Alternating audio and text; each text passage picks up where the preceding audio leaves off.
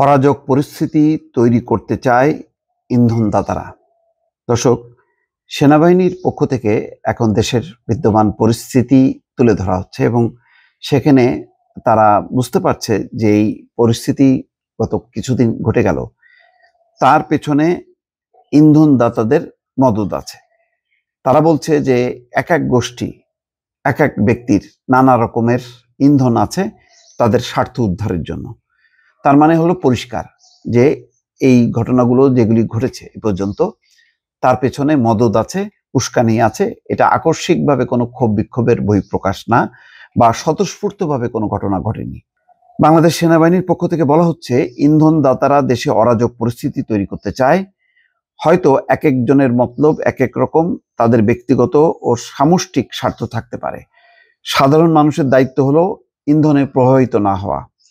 বৃহস্পতিবার বিকেলে বনানীর সেনা অফিসার্স মেসে এক প্রেস ব্রিফিংয়ে সেনা সদরের military operations director colonel Intekhab Haider Khan এসব কথা বলছেন। তিনি বলছেন, সাধারণ মানুষের দায়িত্ব হচ্ছে ইন্ধনে প্রভাবিত না হওয়া, তাহলে ইন্ধনদাতাদের প্রভাব অনেকাংশে কমিয়ে আনা সম্ভব হবে।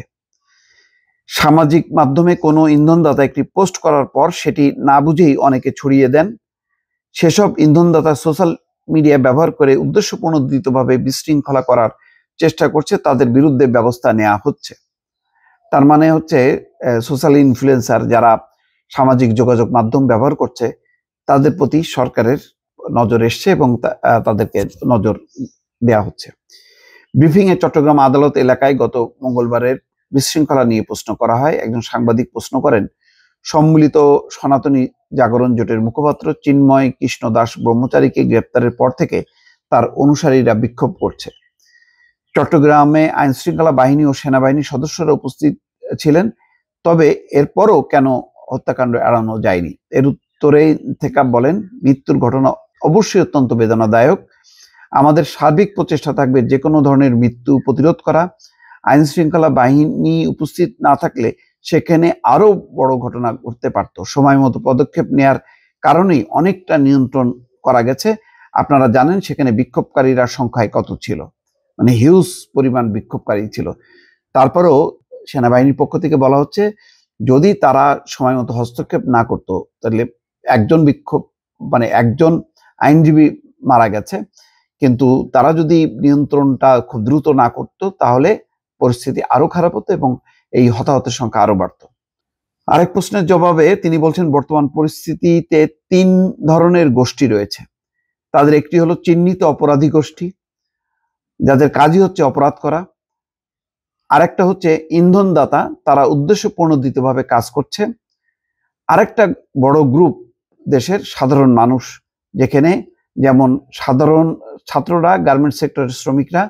আইন শৃঙ্খলা বাহিনীর মূল ভূমিকা চিহ্নিত অপরাধী ও ইন্ধনদাতাদের বিরুদ্ধে, যারা মূলত ইন্ধন দিচ্ছে এবং অপরাধ করছে উদ্দেশ্যপ্রণোদিতভাবে, তাদেরকে তারা চিহ্নিত করতে পারছে।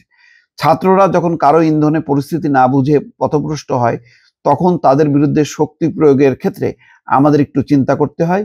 ছাত্ররাই কিন্তু আন্দোলন করে দেশের এমন একটা পরিবর্তন এনেছে, আশা করি দেশটা ভালো অবস্থায় যাবে। এটা খুবই গুরুত্বপূর্ণ কথা বলেছেন। দেখেন, এখানে বলা হচ্ছে কি, গত জুলাই থেকে বৃহস্পতিবার পর্যন্ত আইন শৃঙ্খলা রক্ষার দায়িত্ব পালনকালে সেনাবাহিনীর একজন কর্মকর্তা নিহত হয়েছে এবং 122 জন সদস্য আহত হওয়ার তথ্য ব্রিফিংয়ে জানান তিনি।